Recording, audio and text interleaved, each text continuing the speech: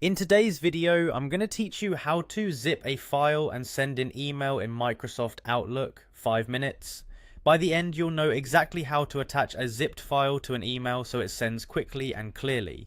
Zipping is great because it shrinks large files and groups multiple items into one neat package. Before we start, make sure you already have your file zipped on your computer. If it isn't, compress it first so you have a zip file ready to attach. Open Outlook and sign in. Once you're in, switch to the mail view so you can compose a message. Go ahead and create a new message by selecting New Mail. This opens the Compose window where we'll add your zip, attachment, and message details. Now attach the file, click Attach File, then choose Browse this computer. This tells Outlook you want to upload a file directly from your device. Navigate to the folder where your zipped file is stored, select the zip file you want to send, and click Open.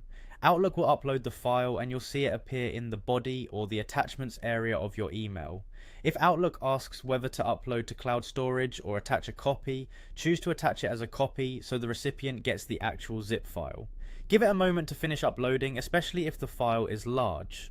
Next, add your recipient in the To field. You can also use CC for people who need visibility or BCC to hide addresses when emailing a group. Add a clear subject line that mentions the attachment like zipped project files or compressed photos, so the recipient knows what to expect. In the message body, include a brief note explaining what's inside the zip file and any instructions you want them to follow.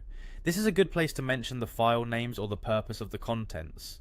If you're using a password protected zip, share the password through a different channel for security. Before sending, do a quick check, confirm the attachment is the correct zip file, make sure the recipient's address is accurate, and scan for typos in the subject and message.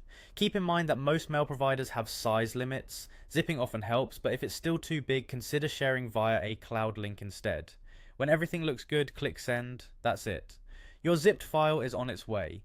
If you want to double check, open Sent Items to confirm the message and attachment were sent successfully.